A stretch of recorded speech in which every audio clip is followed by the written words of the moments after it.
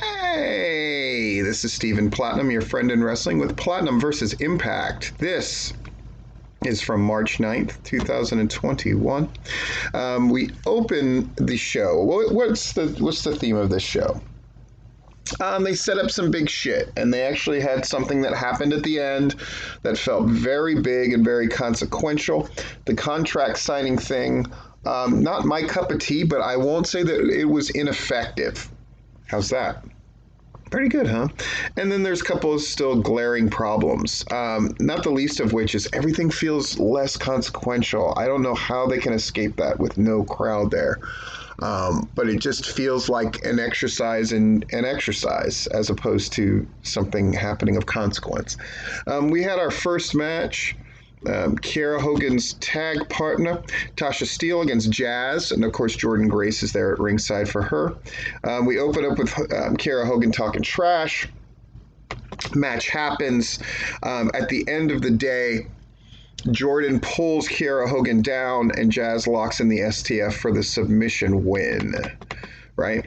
So we see ODP backstage, and she wants to become a 5-time knock-up champ against Deonna Purrazzo. Susan walks in to challenge ODB. Okay, so we're going to have that match later on. So we have a lot of one half of the show using to promote the other half.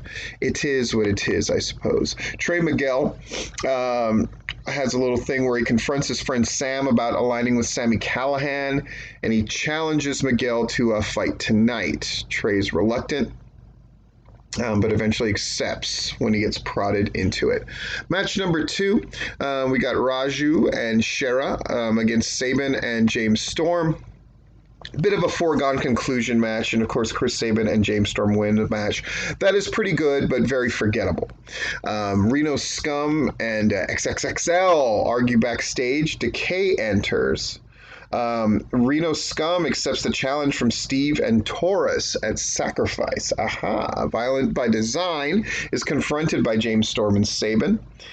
He comes to the defense of Diener, who was beat down by the rest of the Violent by Design faction last week.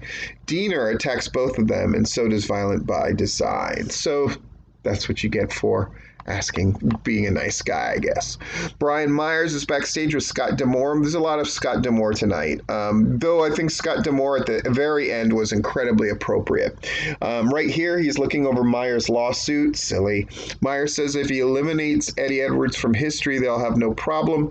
Instead, D'Amore offers him a hold harmless match, which basically means no rules. What? Okay, a miffed Myers definitely leaves at that point. Third match is Trey Miguel against Sam Beal. Miguel stares down Sam Beal as he attacks him, but Trey gives Beal a unique suplex before he locks in this really cool-looking submission for the win. So it's super quick. A nice palate cleanser in the third match. It really helped. It kind of moves everything forward.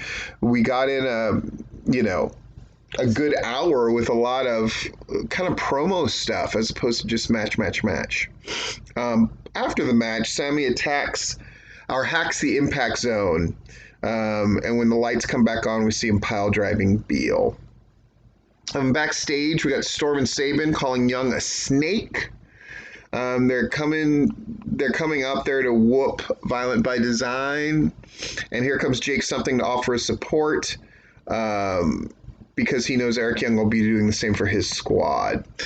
We have an AEW ad, Tony Khan touting the success of the last pay-per-view, sort of justifying the explosion that didn't happen in the end and putting it on Kenny Omega, and then they promote Dynamite as they are wont to do. And then Tony Khan bragging about the buy rate for Revolution is also hysterical, and a little subtle dig here at Impact.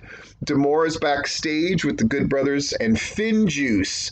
Scott D'Amore asks them to sign the contract and then leave because he sees they're about to drink and he knows a brawl is a brewing.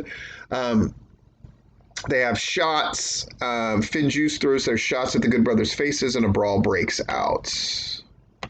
So Yay. Really match number 3, though I guess it's technically match number 4. Ace Austin with Madman Fulton at ringside against Chris Bay. Really good match here. Bay manages to win and catches him with the cutter. Yep. We cut to the Swingers Palace as TJP has the X Division belt laying on the blackjack table. Oh, silly stuff, silly stuff. Josh Alexander takes exception to the lack of care of the title, and he's going to be watching him come sacrifice. Rohit is irate as Shera backstage, who picks Raja up by his ears before yelling at him that he doesn't own Rohit anything. And he walks off. Okay.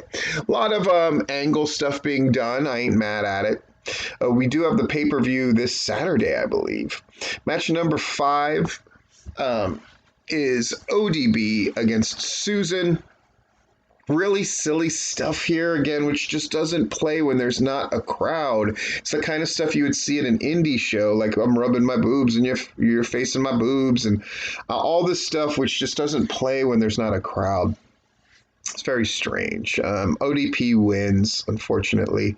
Oh, Su Yung. How I will be happy to see the Su Yung WrestleMania week. So ODP wins. Kimberly and Deonna come in to attack ODB, but Grace, Jordan, and Jazz come out for the save. That prompts Fire and Flavor, who have the numeric advantage, so the heels beat down the faces, and then they stand tall. Yeah. Yeah. Sorry. Just checking over my notes, making sure I got everything right. Okay. So this segment worked incredibly well. It was the best part of the show. Moose comes out, Rich Swann comes out, Scott D'Amore says whoever walks out as champion from the pay-per-view will defend that Impact against Kenny Omega in a title versus title match. Then we cut to Don Callis, who's on the phone with Kenny, and he says the job is done just like they planned. Intrigue, cool stuff. Good for Impact. Stuff of note happened, and God, they may have just talked me into watching that pay-per-view on Saturday. Son of a bitch.